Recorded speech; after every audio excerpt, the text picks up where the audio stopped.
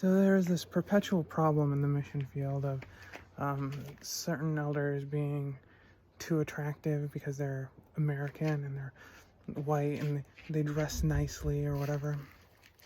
And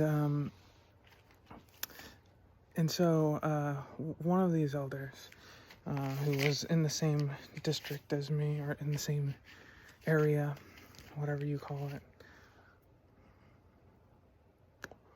he had this girl who worked at a watermelon stand by his house in one of the areas we were in. And, she was constantly kind of flirting with him, and he would use that as a excuse to talk about the gospel or whatever with her.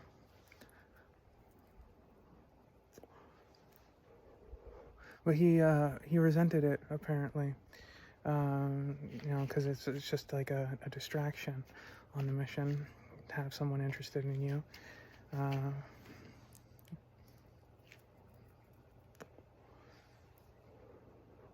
And so watermelon, during the summer, watermelon are sold on the streets all over the place. And ended up going to a different area, and he was there too. And so I bought several watermelons, and I was like, "These are for you." And he's like, "Oh, watermelon's cool. I like watermelon." And I was like, "No, this represents the the watermelon girl who had a crush on you or whatever."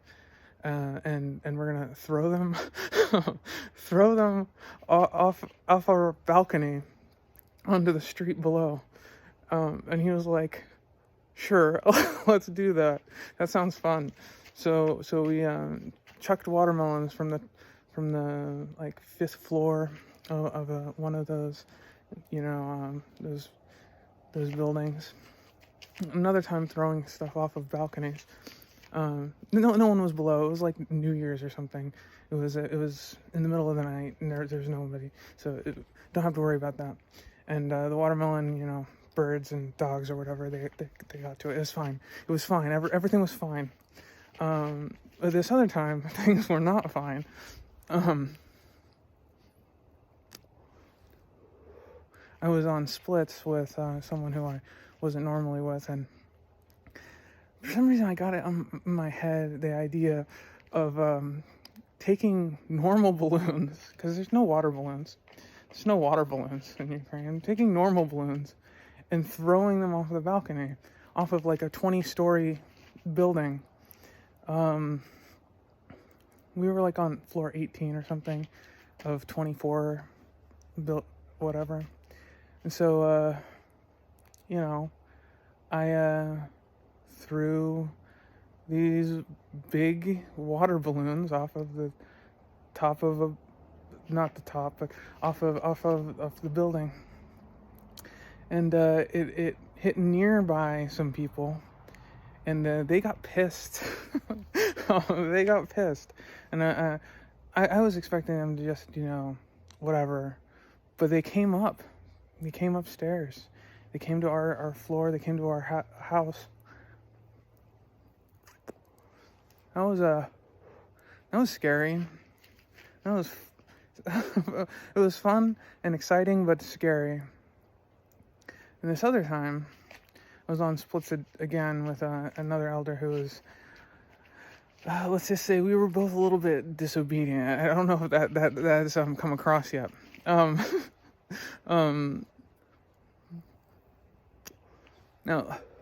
this elder heard my reputation for being disobedient.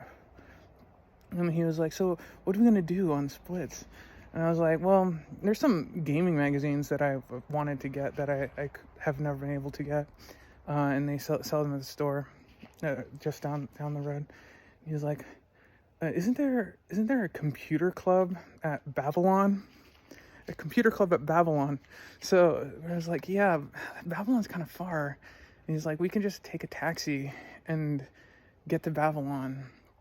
And then we could spend the whole night there, and then meet up with the other elders in the morning because we're going to meet up by McDonald's that was like across the street from Babylon. So these two elders entered Babylon at like 11 at night and spent the whole day there, the whole night rather. I think he was playing games, like Counter-Strike or something. Because the computer clubs have all kinds of shit already pre-installed. You know, it has probably Steam and all kinds of games, so you can just log in with your account. But I spent that time on email and chatting with people, because it's the daytime in America at nighttime there. Definitely not Mojna, as they say. Nilzya, totally. But it was fun. It was a good time. I did all kinds of bad stuff like that. Breaking rules. We were supposed to go to bed at like 10, I think, and wake up at 6. And I'm not all about that circadian rhythm shit. So a lot of the time I would stay up late and then sleep during personal study, because I think we have an hour for breakfast, or 30 minutes for breakfast, an hour for personal study, then an hour for companionship study, and then language study. So I'd sleep during language study and personal study, and companionship study I had to be there, at least with the elders who were more strict. It's not like they could do anything about me being a rebel for my personal time. It was pretty strict on the mission. You know, you work every day, no days off. You have half the day, one day, to do like laundry and buy groceries and stuff, supposedly. But Ukraine is kind of hard to do one day of shopping. So sometimes we'd get a few things here and there. But you know, you're supposed to have an hour where you just study the scriptures, and then another hour for language, and then the rest of the day is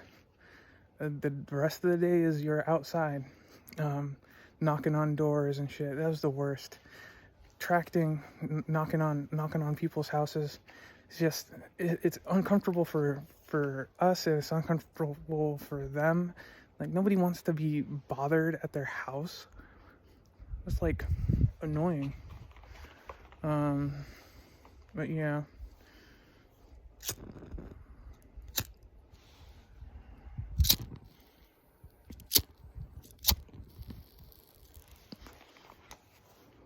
The thing I liked the best was signboarding, which was we would go out and put a sign up that said like, here's where talk to us about God, essentially. And you know, stop people and ask them, well, what do you know about God? And then we'd have a chat about it. That was my favorite, because, you know, I was able to actually talk to people about their own shit, and it was in a situation where people were like knew that was what was going on from the very beginning. Like, they saw the sign, so if people really wanted to avoid us, they could. Damn it.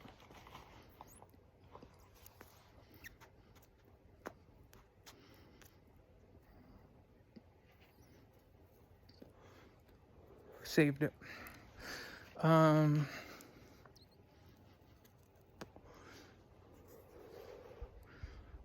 The other thing that was fun was teaching English.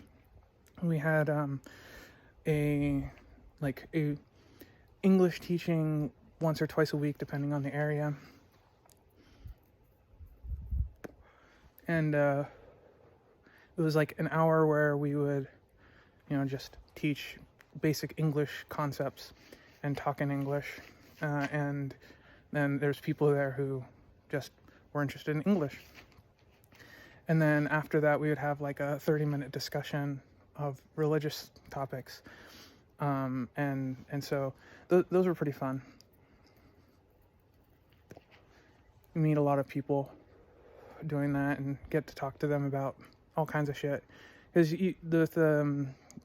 the religious spiritual message, it could be anything that was tangentially spiritual, and so we could talk about any kind of topics, and then, you know, people there who knew English better, they you know, they're interested in talking about like all kinds of topics to be able to get like new words and new concepts and things like that.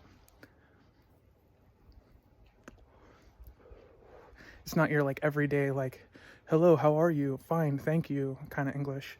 You know, when you're talking about something like the philosophy of the crucifixion or something, you know. And Mormons are dumb though. They don't know their own like doctrine really well. Some of them do, and those who do know it very well.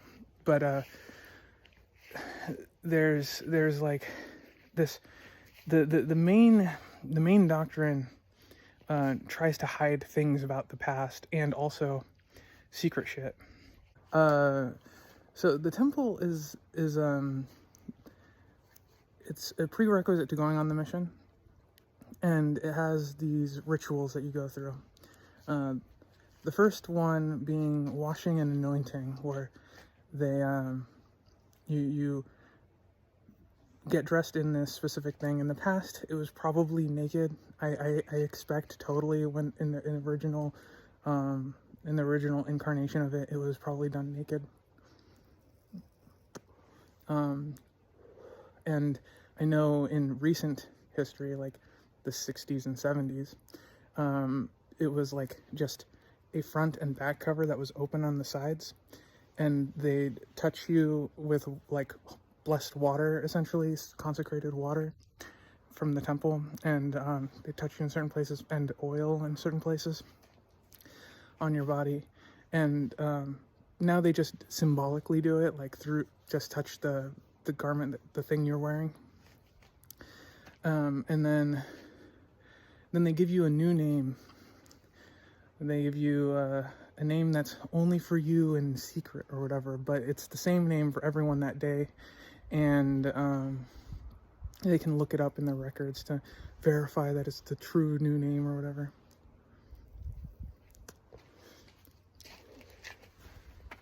So after they give you this new name, you go through this what's called the endowment, and the endowment is this highly symbolic stage play, originally in the original incarnation, but nowadays it's a video you watch.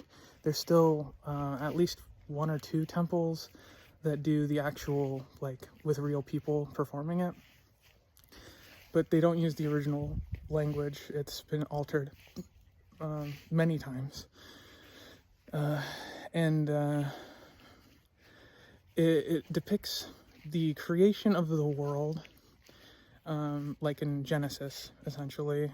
There's modifications from it, because the Book of Abraham is the real version of the creation, and it's more based on the Book of Abraham. And it depicts the creation of the world by Jehovah and Michael, the archangel. And then, you know, they go through the six stages of creation, and you see, like, it's really gorgeous imagery of, like, you know, the planet as it's like a molten ball, and as the plants and stuff grow, and as water is on the surface of the water of the planet, and then, like, the animals and all these things. Really nice visuals, to be honest. So it's not like a terrible experience or anything, but everything is symbolic, and it's explicitly so. And if you think otherwise, you're wrong. But then Adam is brought into the earth, right? They create Adam. They're like, is man found upon the face of the earth? No, man is not found. All right, go make man. So they make man, And they're like, okay, now we need to put into man the spirit of life. And so Michael goes into Adam and becomes the first man. And then it's like, is it good that man should be alone? No, it's not good. So then they create Eve, and it's not stated who Eve's spirit is, and then Lucifer is already there, because in Mormon theology, there was like a war in heaven, and Lucifer and his followers were cast out with like 1/3 of all the spirits went with Lucifer, and so after they were cast out, they were sent to Earth, and so Satan is there, and he is in the garden, he is the serpent, and he tempts first Adam, and Adam's like, no, I'm not gonna stoop to eating the fruit that'll give me knowledge. That's bad. It's against what God said. But then he tempts Eve, and he's like, God gave you also the commandment to bear children, and is that going to happen in this current state of things? And Eve's like, no, it's not going to happen. So I see that I have to eat the fruit. And then so she eats it, and she's like, oh, I know who you are now. You're Lucifer, the devil, and our brother who was cast out of the presence of God. And he's like, yeah, you're right. That is exactly who I am. And then he's like, so you should go get Adam to eat the fruit too. And she's like, yeah, okay. Sounds like a good idea. So then she goes, and he's like, I can't do this. This is bad. I'm not allowed to eat the fruit. And then she's like, well, I'm supposed to have children. And if I'm supposed to have children and I did this bad thing, I'm going to get cast out, right? When God finds out, he's going to kick me out. So if I get kicked out, you're stuck. You have no way of having children with me. And so he's like, all right, I'll take the fruit, so we'll both get kicked out together. And so then he does. And then God starts coming down to the earth. And they're like, oh shit, he's coming. And Lucifer's like, oh my God, you guys are naked. And they're like, oh my God, we're naked. And he's like, cover yourselves up, like put sticks and branches all over you. So during this, there's parts where you do certain rituals. You have to stand up and raise your arm and be like, yes, I'm Adam, or yes, I'm Eve, and I'm the one doing these things, and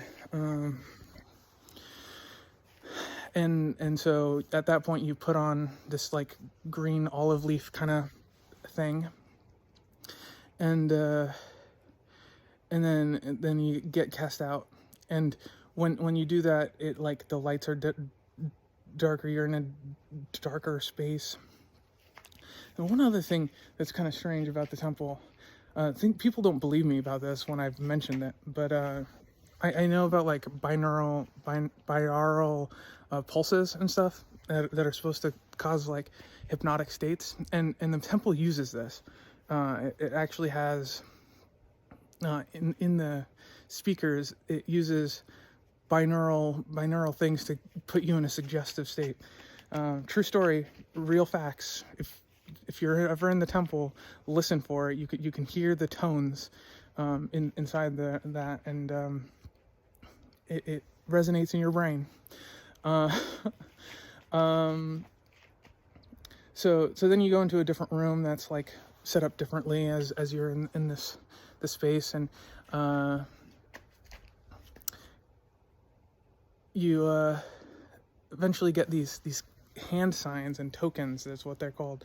And they have different names and different ways of doing it. Like one is like getting pinched in the hand, and one is like putting your hand on a certain place on someone else's hand.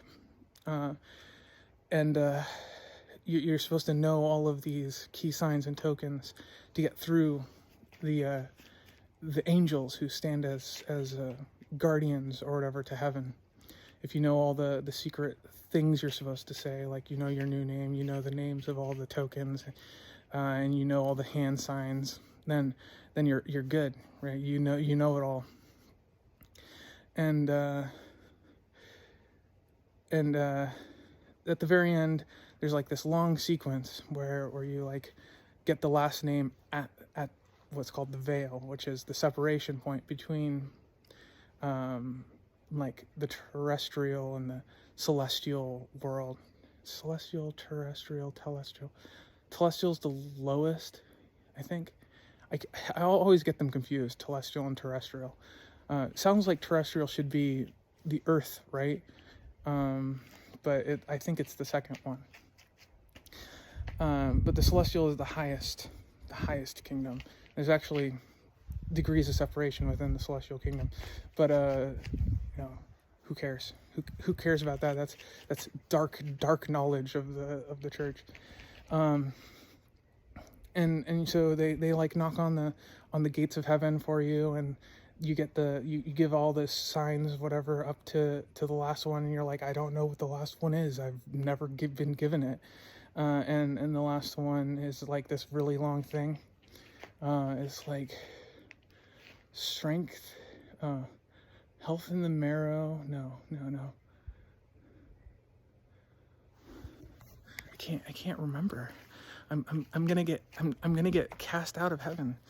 Oh no.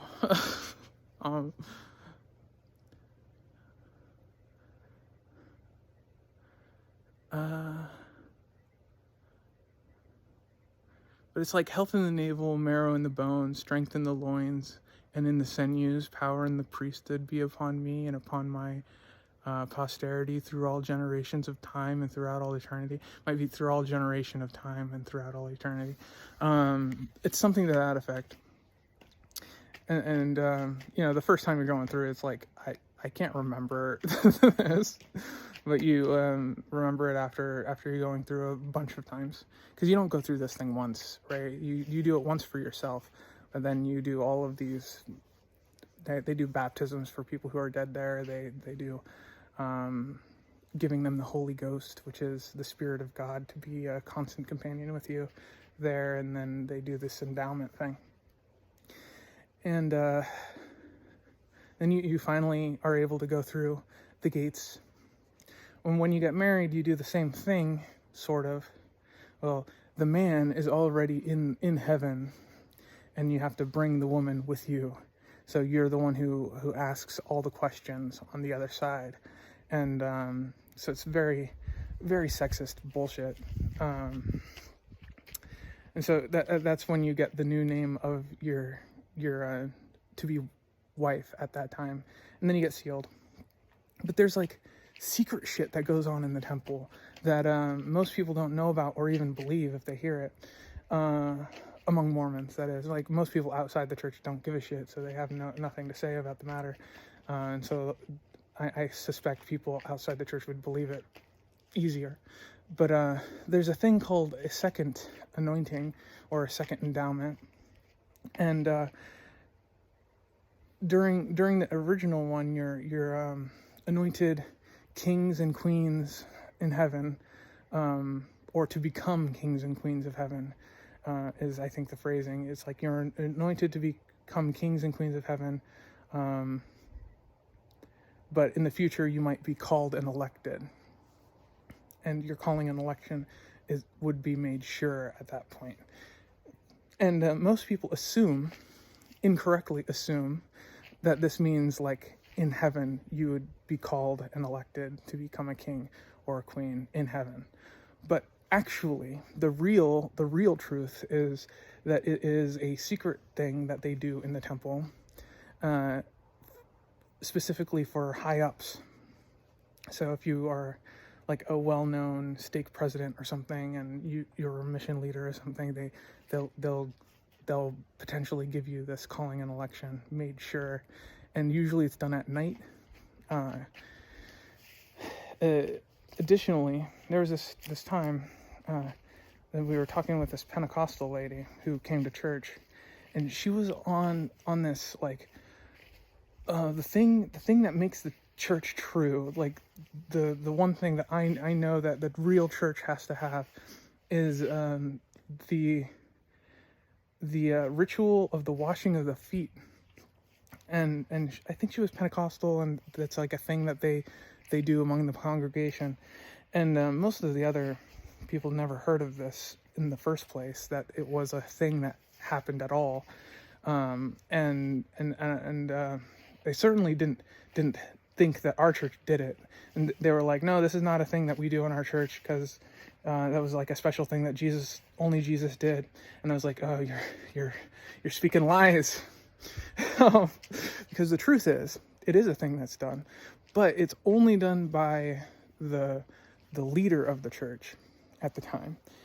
So the prophet does it to the apostles, and it's a thing. It's a real thing. There's references in some of the old literature about it, but you won't find anything in any of the modern shit that talks about this stuff. Anyway, it's that's all the secret stuff. Well, that's all the secret stuff I plan to talk about, at least. If anyone has any questions about any of that stuff, it's fine.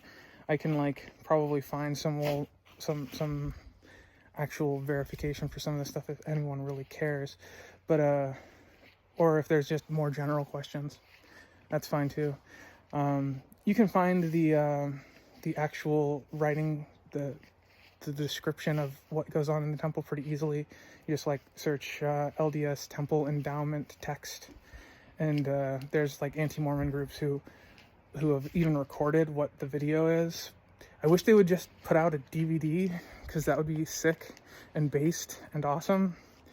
I've considered remaking some of it in a 3D environment, because I think that the future of the church is virtual temples where you just download it on your computer. I think that would be pretty based. But yeah. Anyway, bye.